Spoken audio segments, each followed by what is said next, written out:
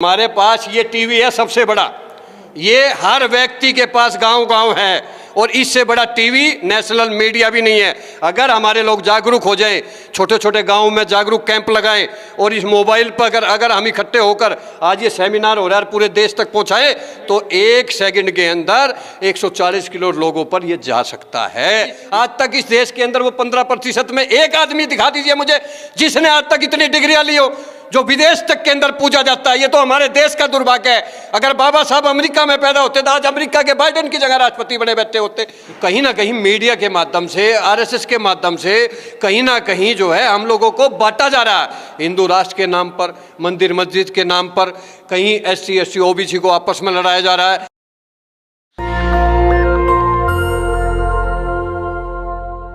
नमस्कार, मैं प्रियंका, आप देख रहे हैं नेशनल दस्तक। इस वक्त दिल्ली में हूं और यहां पे कार्यक्रम रखा गया है समृद्ध Bharat chamber of commerce and industry.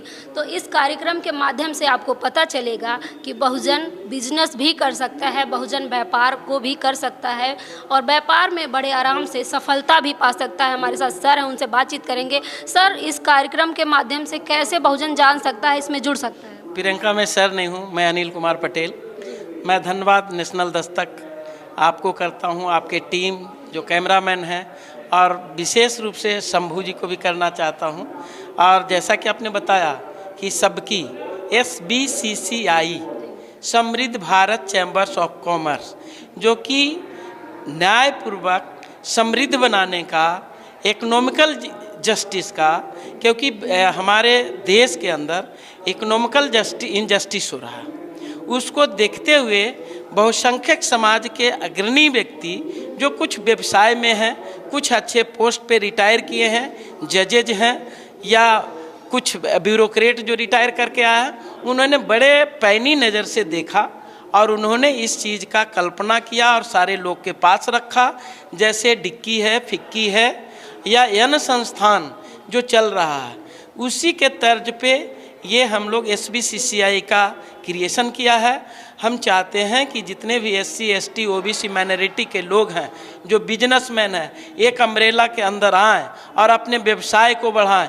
क्योंकि आपको पता है कि आज के डेट में जॉब जो है, हमारे जो बहुसंख्यक समाज बोलते हैं, जिसकी आबादी पूर्ण रूप से यहाँ 90% है, उनके पास उनके गार्जियन, जैसे अभी आपने अंदर भी सुना कि लगभग लोग व्यवसाय के दरकिनार करते हैं और मैक्सिमम लोग गवर्नमेंट सर्वेंट बनाना चाहते हैं, चाहे वो 4th ग्रेड का क्यों न हो। और ये बड़ी चैलेंज देखा और इस चैलेंज को देखते हुए उन्होंने इसका क्रिएशन किया सबकी का, और इसके अंदर काफ़ी सारे लोग, पूरे देश में इसका प्रचार प्रसार चल रहा है। आज जो कार्यक्रम था, शाहू जी महाराज के जयंती कल है, लेकिन एक दिन पहले, चूँकि आप जानते हैं कि दिल्ली में कमेरे वर्ग के लोग पूरे देश के यहाँ रहते हैं, और आपने अंदर भी देखा कि जो हमारे हॉल है, सभागार है इंजीनियर एसोसिएशन, उसमें पूरी कुर्सियाँ भर के, बाहर अंदर भी सारे लोग थे। ये मेरा कहने का मतलब है कि सारे पूरे देश के लोग थे। वो देश के नौजवान, वो महिलाएं जो अपने बच्चे को कभी व्यवसाय करने के प्रेरित नहीं कर रहे हैं, उनके सौजन से कई सारे माननीय आदरणीय अधिकारी हैं जो MSME का आपने अभी भी सुना, उन सब का प्रेरित करना है, हम लोग को प्रेरित करना है कि लोग, बहुसंख्यक समाज के लोग जागो।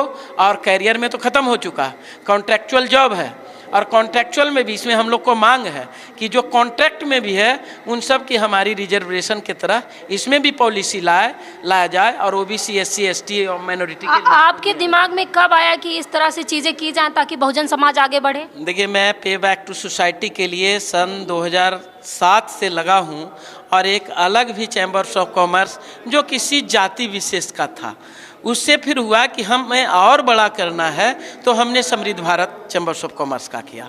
तो हमारे ब्लड में है कि पे बैक सोसाइटी करना है।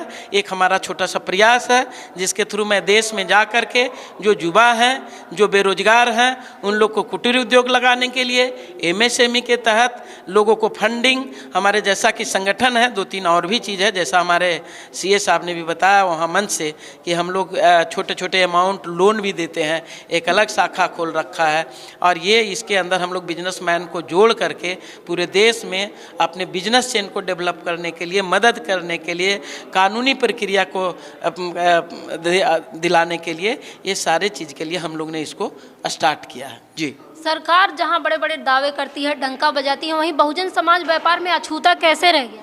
देखिए, सरकार की नीयत अगर साफ होता तो हम लोग ये SBCCI थोड़े न मनाते। नीयत खराब होने की वजह से, लेकिन हम लोग इतने ताकतवर बना लेंगे इस संगठन को कि जिससे कोई भी सरकार हो, आज जिनका सरकार है उनको भी, जो आगे सरकार बनेगा उनको भी डेमोक्रेटिक प्रणाली है। हर 5 साल में चुनाव होता है, सरकार बदलती है, स्टेबल भी रहती है 2-3 बार के लिए। तो जो भी सरकार आएगा तो उनको घुटना टेकना पड़ेगा, क्योंकि हम लोग समृद्ध करने की प्लान थामा है। हमारे लोग पूरे देश चला रहे हैं और सत्ता के एक जो प्रमुख स्तंभ व्यवसायिक है, इसी से सारे कड़ी निकलेगा। इसी से लोग जज भी बनेंगे, यहीं से जाकर के पूंजीपति भी बनेंगे, इसी से ब्यूरोक्रेट भी बनेंगे, इसी से समस्त जो चारों सत्ता का स्तंभ, जैसे मीडिया हैं, आप लोग मीडिया कर्मी हैं, आज आपने देखा इतनी बड़ी ऑर्गेनाइजेशन को किसी नेशनल मीडिया ने कवर नहीं किया और हम लोग डिफेंड हैं आप लोग जैसे पे। आप लोग का अच्छा व्यूअर है और मैं सब लोग को ये भी कहूँगा कि नेशनल दस्तक को भी ज़्यादा से ज़्यादा सब्सक्राइब करें, लाइक करें, ये हमारा प्रयास है, क्योंकि ये नेशनल दस्तक भी हमारा बहुसंख्यक समाज का है। तो मीडिया क्यों नहीं कवर करती? आप लोगों को क्या लगता है कि ऐसे कार्यक्रम में मीडिया क्यों नहीं आना चाहती? मैं इसी बात को बोलूँ कि आप ये देखें कि मीडिया के अंदर है कौन। आपको अपॉर्चुनिटी मिला, हमारे बहुसंख्यक समाज के लोग मीडिया में नगण्य हैं, हमारी भागीदारी नहीं है, हमारे ब्यूरोक्रेसी में है, व्यवसाय में नहीं है। ब्यूरोक्रेट को भी कहीं ना कहीं अच्छे अम्ब्रेला नहीं मिलता, उनको भी क्रश किया जाता है। और उसके बाद व्यवसाय में तो कुछ है ही नहीं, हमारे पास पॉलिसी नहीं है।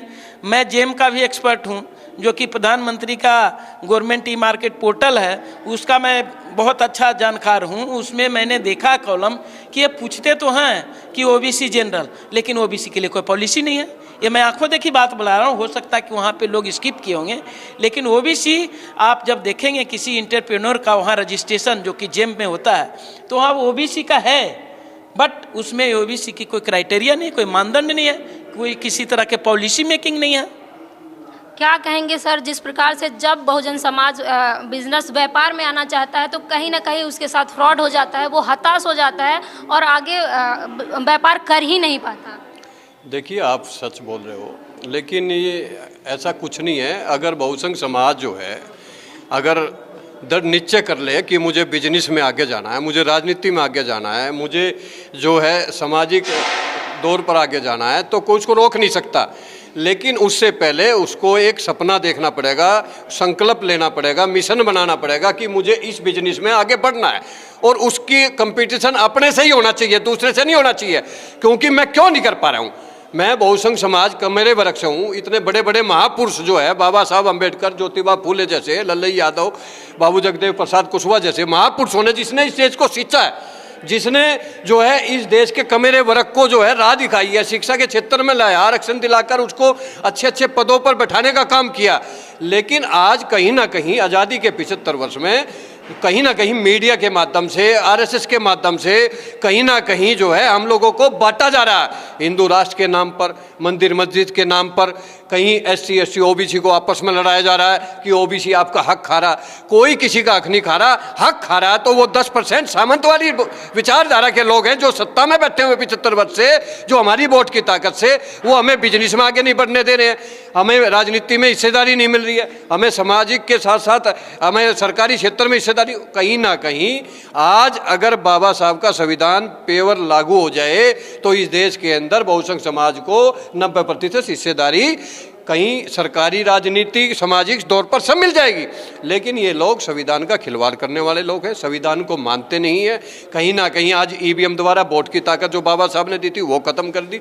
इसीलिए जो समृद्ध Bharat chamber of commerce and industry है, इसने निर्णय लिया है कि जो आज आरक्षण छीना जा रहा है, आज नौकरियों को खत्म कर कर मजदूर बनाया जा रहा है, बंधुआ मजदूर जो 60,000 की नौकरी आज वो 20,000 में नौकरी करने पर मजबूर है, और नौकरियां 2.5 करोड़ इस देश के अंदर, पूरी देश के अंदर है, और 80 करोड़ लोग आज 5 किलो अनाज पर टिके हुए हैं। तो क्यों 5 किलो अनाज हम ले? हम कमेरे बरक हैं, हम बिजनेस कर सकते हैं, हम राजनीति कर सकते हैं, हम अधिकारी बनकर देश चला सकते हैं, राष्ट्रपति बनकर देश चला सकते हैं।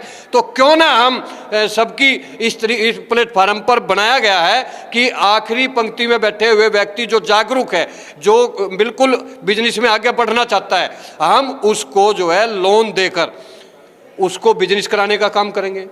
हम सरकारी जितनी योजनाएं हैं, बड़े बड़े अधिकारियों को बुलाकर, जैसे आज सेमिनार हो रहा है, यहाँ पर भी बड़े बड़े अधिकारी आए हैं, वो उसको योजना को बताएंगे, और फिर जो बच्चे हमारे पास आएंगे उनको डिपार्टमेंट से मिलवाकर उनको योजना का लाभ दिलाएंगे। उनको 1 लाख से 10 करोड़ रुपए जो हमारे को लोन के माध्यम मुद्रा रोड के नाम से उनको दिलाकर उनको बिजनेस में आगे ले जाने का काम सबकी करेगी।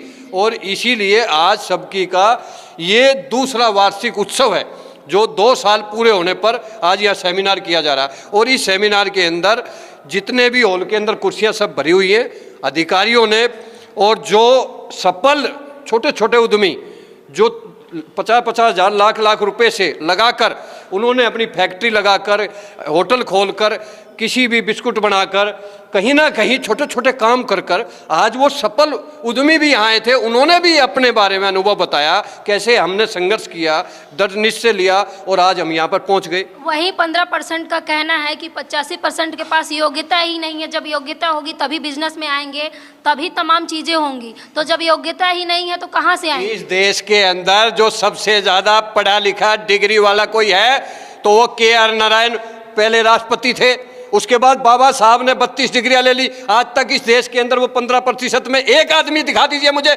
जिसने आज तक इतनी डिग्रियां ली हो, जो विदेश तक के अंदर पूजा जाता है। ये तो हमारे देश का दुर्भाग्य है। अगर बाबा साहब अमेरिका में पैदा होते तो आज अमेरिका के बाइडेन की जगह राष्ट्रपति बने बैठे होते। इस देश को आगे ले जाने वाला व्यक्ति, आखिरी पंक्ति में बैठे वाले को शिक्षा देने वाला, संविधान बनाकर रोजगार के साथ साथ सरकारी नौकरियों देने वाला, राजनीति के अंदर आरक्षित सीट कर सांसद बनाने वाला, मंत्री बनाने, कौन है? बाबा साहब अम्बेडकर ने जो किया, और जितने ज्ञानी, जितने पढ़े लिखे हमारे महापुरुष हुए। इस देश के अंदर शिक्षा का मंदिर किसने सबसे पहले खोला? किसी प्रधानमंत्री ने, किसी सरकार, कांग्रेस बीजेपी ने नहीं खोला। वो महात्मा ज्योतिबाई फूले, सावित्रीबाई फूले ने, फातिमा शेख ने खोलकर इस सरकार के अंदर वो सरकारी स्कूल खोलकर बच्चियों को शिक्षा देकर उनको पढ़ने का हक दिया। विधवा जो विवाह नहीं होते थे उनको विवाह कराने का काम किया। आर्थिक सामाजिक रूप से अंधविश्वास पाखंड के खिलाफ किसने लड़ाई लड़ी? हमारे महापुरुषों ने लड़ी ना। तो हमारे से बड़ा ज्ञानी नहीं। आज यूपीएससी के अंदर 75 वर्ष से जितनी भी आप इंटरव्यू व्यवस्था काट लीजिए, आप सबसे ज़्यादा रिटर्न के अंदर, मेरिट के अंदर SC ST OBC के बच्चे आते हैं। लेकिन जैसे बंद कमरे में जाते हैं वही 15% के लोग बैठे होते हैं। जो 618 नंबर लेने वाला है उसको 2 नंबर देकर अंदर से उसको फेल कर दिया जाता है। और जो 6 नंबर ले रहा उसको अंदर जाके 250 नंबर दे दिए जाते हैं। ये हमारे साथ छल हो रहा है, और इसी छल के खिलाफ हम लोग निरंतर रोड पर भी और सेमिनार के माध्यम से भी लोगों को जागरूक कर कर उनको रोजगार में, आर्थिक, सामाजिक, राजनीति हिस्सेदारी दिलाने के लिए लड़ाई लड़ रहे हैं। और 23 और 24 जुलाई को रामलीला मैदान में क्या है? सामाजिक न्याय आंदोलन होने जा रहा है। तो तीसरा आंदोलन है हमारा, इसके WTP के माध्यम से तमाम बहुसंख्य समाज के लोग, पैगाम सब मिलकर हम कर रहे हैं। उसमें भी हमारा यही है कि जब देश में हर 10 साल बाद जनगणना होती है तो SC ST के साथ शेरों की गणना होती है, पेड़ पक्षियों की गणना होती है। तो OBC जो इस देश का मूल निवासी है, जो वोट की ताकत देता है, जो टैक्स देता है, जो अन्न पैदा कर देश का पेट भरता है, हर क्षेत्र में आगे रहता है, उसको क्यों नहीं गिनती में लेते आप? प्रधानमंत्री भी तो देश का पेट भर रहे हैं। देखिए राशन दे रहे हैं, फ्री घर घर बांट रहे हैं। देखिए प्रधानमंत्री अडानी अंबानी का पेट भर रहा है, हमारा मोदी और अमित शाह का पेट भर रहा है। हमारा तो पेट काट रहा है। वो कहते हैं सबका साथ सबका विकास, हम कहते हैं 15 का विकास और 85 का विनाश। ये सरकार चल रही है आज। हम कब कहते हैं कि वो नहीं कर रहे? वो तो अडानी अंबानी को दे रहे, सारे देश के अंदर पेट भर रहे उसका। इसीलिए हम कहना चाहते हैं आज इस देश के अंदर जो गोदी मीडिया जो पैकेज से डरती है, जो पैकेज लेती है कई लाखों करोड़ों का, वो हमारे को जो है नहीं दिखाती है, और जो झूठ है उसको सुबह से शाम तक दिखाती है, जैसे लोगों के माइंड को वॉश करने का काम कर रहे हैं। इसलिए हम लोग रोड पर भी, रामलीला मैदान पर भी, जंतर मंतर पर भी हम निरंतर संघर्ष कर रहे हैं। और आने वाले 24 से पहले हम बहुसंख्य समाज को इकट्ठा कर कर हम ईवीएम हटाकर देश बचाने का, और ईवीएम हटाओ संविधान बचाओ, और ओबीसी जातिवार जनगणना के साथ देश के सभी 140 करोड़ लोगों की जनगणना कराओ। उसके कैसे भी कराओ, कैसे 90% कब्जा जमा कैसे बहुजन समाज को आप जागरूक करेंगे? ना आपके पास टीवी है, ना अखबार है, कैसे जागरूक करेंगे आप? हमारे पास ये टीवी है सबसे बड़ा, ये हर व्यक्ति के पास गांव-गांव है, और इससे बड़ा टीवी नेशनल मीडिया भी नहीं है। अगर हमारे लोग जागरूक हो जाएं, छोटे छोटे गांव में जागरूक कैंप लगाएं, और इस मोबाइल पर अगर हम इकट्ठे होकर आज ये सेमिनार हो रहा है पूरे देश तक पहुंचाएं, तो 1 सेकंड के अंदर 140 करोड़ लोगों पर ये जा सकता है। इसलिए हमें नेशनल मीडिया की चिंता नहीं करनी है। हमें अपने नेशनल दस्तक जैसे जितने भी चैनल हैं, समृद्ध भारत है, वॉइस ऑफ पीपल है, जो हमारे बहुसंख्य समाज के चैनल है, उनको आर्थिक सामाजिक सब्सक्राइब कर उनको मजबूत करना है, ताकि वो लोग नेशनल बने और देश की सच्चाई को देश के लोगों के सामने लाने का काम करें। यह हमारी लड़ाई है हमारी। तो आप लोग देख सकते हैं कि पढ़ेगा बहुजन तभी बढ़ेगा बहुजन, लेकिन व्यापार करेगा तभी बढ़ेगा बहुजन, क्योंकि व्यापार में बहुजन समाज की भागीदारी नहीं है, जीरो के बराबर है। क्योंकि बहुजन समाज अभी भी डगमगाया हुआ है, डरा हुआ है, क्योंकि उसे अभी व्यापार में बहुत समय लगने वाला है, क्योंकि वो लोग अभी भी पढ़ाई लिखाई उतनी अच्छी नहीं कर पा रहे हैं, ना ही उनको उस लेवल की पढ़ाई लिखाई करवाई जा रही है सरकार की तरफ से। इस खबर पर आपकी क्या राय है, हमें कमेंट बॉक्स में ज़रूर बताएं। धन्यवाद। नेशनल दस्तक की आपसे गुजारिश है कि अगर इसको बचाना चाहते हैं तो नेशनल दस्तक को सब्सक्राइब करने के लिए रेड कलर के सब्सक्राइब बटन को दबाएं, फिर बेल आइकन की घंटी दबाएं। नेशनल दस्तक को बचाने के लिए बहुत जरूरी है कि हर खबर को शेयर करें, लाइक करें, कमेंट जरूर करें।